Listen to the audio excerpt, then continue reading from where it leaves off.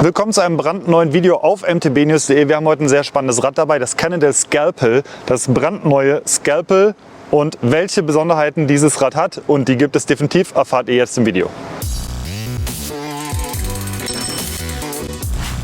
Mittlerweile gibt es das Scalpel in der 8. Generation. 2001 gab es das erste Bike dieser Art oder dieses Modells auf dem Markt, und mit dieser Generation kommen wirklich viele Neuerungen. Das heißt, der Fokus liegt auf jeden Fall mehr auf der Abfahrt. Es gibt ein paar Sachen, die bisher so von Cannondale noch nicht in diesem Bereich gemacht wurden. Unter anderem eine Variostütze oder mehr Federweg, dazu kommen wir gleich.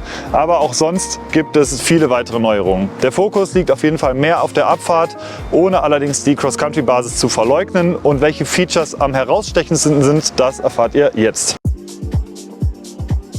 Das Bike kommt jetzt deutlich aggressiver daher. Es gibt 120 mm am Heck, aber auch 120 mm vorne bei der Gabel. Dabei gibt es sie sowohl bei der Lefty Ocho, die hier jetzt verbaut ist, als auch in den anderen Modellen, wo auch ganz reguläre Federgabeln verbaut sind. Der Lenkwinkel beträgt 66,6 Grad und ist dadurch super flach und definitiv auch Down-Country tauglich, und da will das Rad auch hin. Nichts geändert hat sich am Flex-Pivot-Design am Hinterbau. Die Kettenstreben verfügen hier nicht über einen Horstlink, sondern über so federnde Carbonstreben, und die haben ein paar Vorteile. Erstmal fällt ein Lager weg, zweitens ist die ganze Geschichte leichter und drittens braucht man einfach dadurch weniger Wartung. Noch ein Punkt zur Geometrie. Die ganze Kinematik ist auf die jeweilige Größe des Rahmens angepasst. Sprich, wir haben nicht einfach nur von Größe M ausgehend in beide Richtungen ein paar andere Zahlen, sondern das wurde wirklich für jede Rahmengröße angepasst. Was noch dazu kommt, sind mitwachsende Kettenstreben. Freut mich als XL-Fahrer besonders, weil das Rad dadurch einfach noch ausgewogener ist. Was es bisher nur am Scalpel SI gab, gibt es jetzt in der ganzen Scalpel-Modellreihe, und zwar ist das eine Variostütze.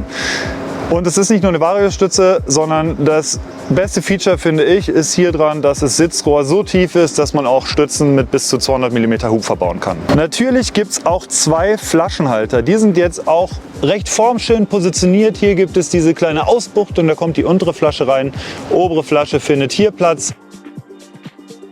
Obwohl das ganze Bike insgesamt in der Länge im Reach noch ein bisschen gewachsen ist, ist es trotzdem auch ein Stück leichter geworden. Ein besonderes Feature ist der System Bar Lenker, und zwar ist es eine Lenker-Vorbau-Kombination, kommt in zwei Längen, einer Breite von 760 mm und hat als zusätzliches Feature im Lenker eine Öffnung hier vorne, wo die Kabel verschwinden können. Es gibt zwei Carbon-Layup-Varianten, Series 0 und Series 1. Series 0 ist die Top-Variante, da gibt es die Komplettbikes ein bisschen leichter noch. 10,4 wiegt das Scalpel in Größe M. In der Series 1 Variante wiegt es 11,0. Und wie sich das Ganze auf dem Trail fährt, das hört und seht ihr jetzt.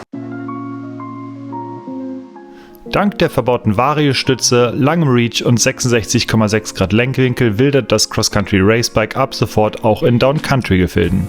Dank antriebsneutralem Hinterbau bringt man das Scalpel bergauf unmittelbar nach vorne, das Rad klettert zügig und kompromisslos. In Portugal bewegen wir uns zum Großteil auf schnellen Pfaden in der Ebene, und hier spielt das neue Scalpel seine Stärken aus. Die Kombination aus leichtem Rahmen, absolut trailtauglicher Geometrie und steifem Heck sorgt für eine große Geschwindigkeit im Wiegetritt. Die langen Kettenstreben sorgen in Verbindung mit langen Reach-Werten für Sicherheit, wenn auf dem Trail ein Wurzelfeld oder einige aufeinanderfolgende Drops eingestreut werden. Dass man es nicht nur mit einem klassischen Racebike zu tun hat, wird in der Abfahrt ebenso klar. Kleine Flugeinlagen und ruppigere Passagen stecken sowohl der gut abgestimmte Hinterbau als auch die Lefty Ocho mit 120 mm Federweg problemlos weg, und man vergisst zwischenzeitlich, dass man nicht auf einem Trailbike, sondern auf einem 10 Kilo leichten Sprintmonster unterwegs ist. Spätestens in der nächsten nassen Kurve weisen einen die schnell rollenden, aber definitiv auf Cross-Country ausgelegten Maxxis Recon Race und Aspen Reifen auf das angepeilte Einsatzgebiet hin, auch wenn man mit dem neuen Scalpel auch mit spärlicher Cross-Country-Bereifung ausreichend Grip generieren kann.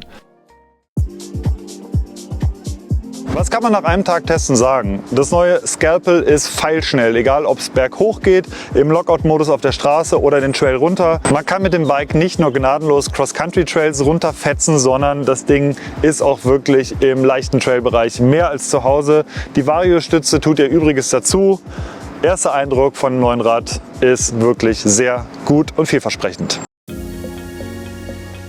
Wenn ihr mehr über das Bike wissen wollt, klickt gerne in den Artikel auf mtbnews.de. Vergesst nicht, hier diesen Kanal zu abonnieren, und macht's gut. Bis dann. Ciao, ciao.